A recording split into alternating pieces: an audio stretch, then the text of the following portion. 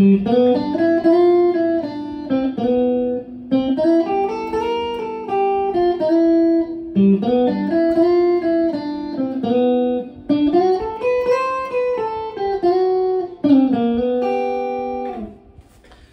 this is that dominant 7 fretboard mapping training again. Last time the first video we did, we were looking at just in the key of G, we were looking at just the E shape of G and doing this lick. And then for the 4 chord, we were just moving the same chord, same lick, up to the 8th fret. And for the 5 chord, up to the 10th fret and so on. But what we want to do in this lesson, what we've been doing recently, is trying to keep it in position. So again, we're going to start with using the E shape for the 1 chord for the first pass. So nothing changes there, but what we're going to do now is, instead of coming up to our C7 here, we're going to do a C7 off our A root. So 3rd fret, C dominant 7. Right there, same chord.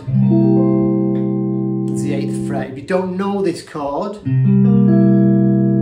know, I suggest you give it a lot of practice. Well, what this ultimately is doing as well is we're going to do this lick and exercise, you know, for each of the 5 major chord shapes. So you'll be learning the cage system by doing this, but you know, in a more musical sort of way and a sort of a blues sort of way of doing it as well. So it's a lot of fun.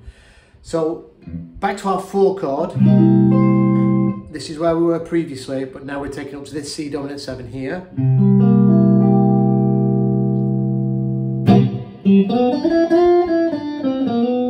So where we finish on the lick on the 1 chord, on the major 3rd, the G string on the 4th fret, we want to be starting the next lick just 1 fret up there. So the 5th fret of the G string is the root of the 4 chord.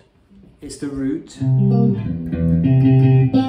of this C dominant 7. Even though we don't actually fret that root, it's you got the octave of it here. That's where we're going to start the lick. So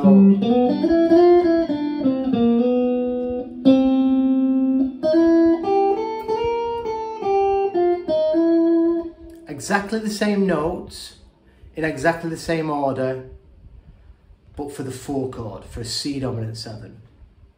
So we start, like I said, on the root, 5th fret, G string, 3rd finger. It's important to look what fingers I'm using, because that keeps us in position for playing any scales as well, which we will be adding later on in this series. So 3rd finger on the root. So then the note we need next is the major 3rd, sliding into it from the minor 3rd. So we get our middle finger, and we slide up on the B string from the 4th to the 5th. So that's the same as. And then 1st finger, we're going to grab the 5, which is here, 3rd fret, high E, and then the 6, it's the same move as last time. The 6 is then on the 5th, high E, sliding up 1, back up to the 5th, sorry, then to the 5th on the 3rd fret. Then with our pinky, we're going to grab the 4 on the 6th fret, and then slide back into the major 3rd with our middle finger, back in from the 4th to the 5th on the B string. So the whole lick slowly.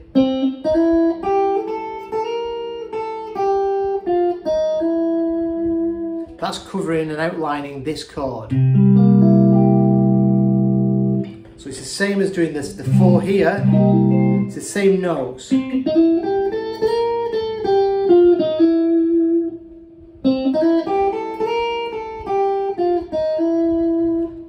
Whenever we do this chord, this lick all over the neck, we're always going to be doing it in this order. because it also helps you remember.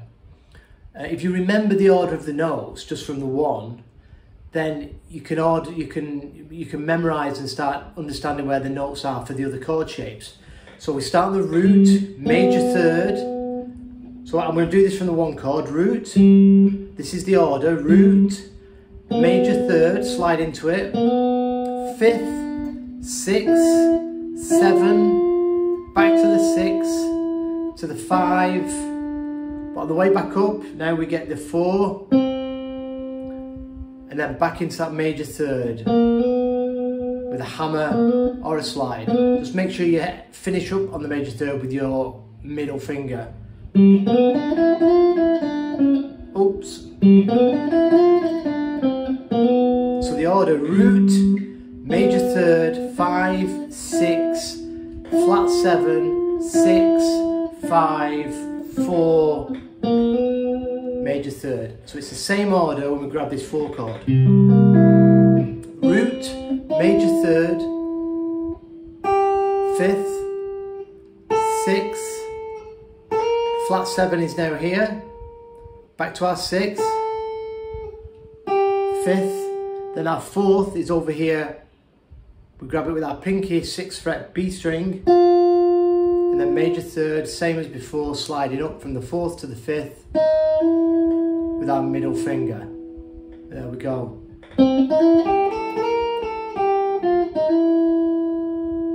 So the 5th, whenever you got the 5th on your first finger, it's always this move.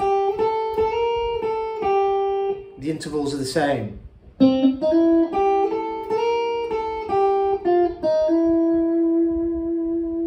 Everything's the same coming down a set of strings, but we have to compensate, remember, one extra for the tuning of the B string, which I'm not going to go into today. And we can also put a bend in on that 6.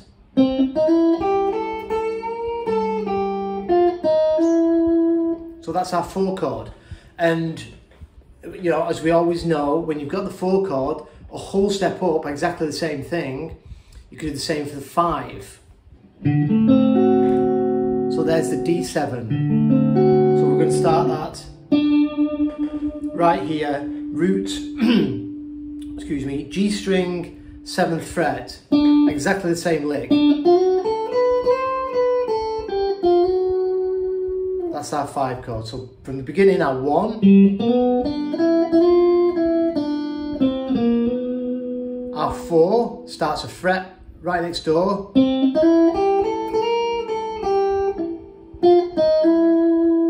back to our 1,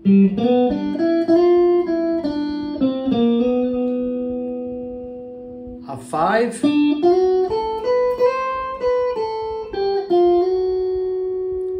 and then we're going to top it off. We're going to grab the root, which is right above this third that we just slid into, back a whole step, and that takes us right back into our 1 chord, the 4.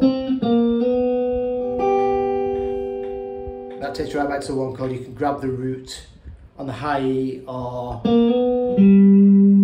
right here. So the whole thing again.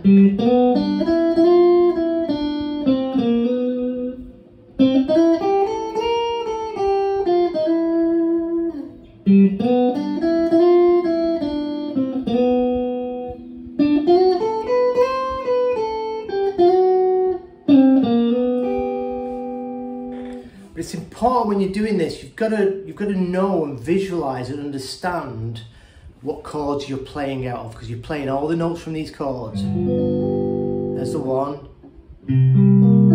there's our 4, there's our 5.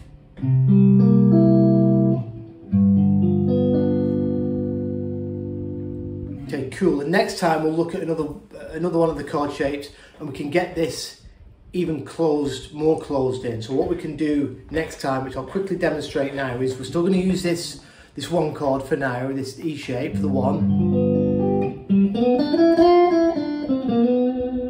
and then we're going to use what we've just done for the 4, back to our 1, And then for the 5, we're going to come out of this D7 shape. Oh, not that. So not this chord here. When you've got this dominant 7 shape here, you've always got the C shape before it. So we can do that exact same lick out of that. Remember, wherever we've got this dominant 7 chord, we can do this lick.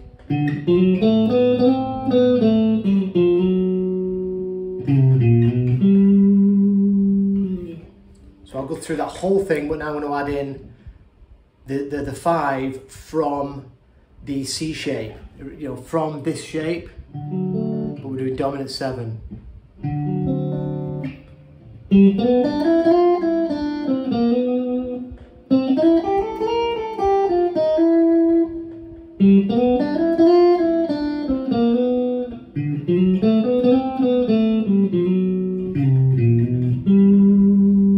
And we could top it off exactly with exactly the same notes. Going back to that 4 of the 1, back into the major 3rd,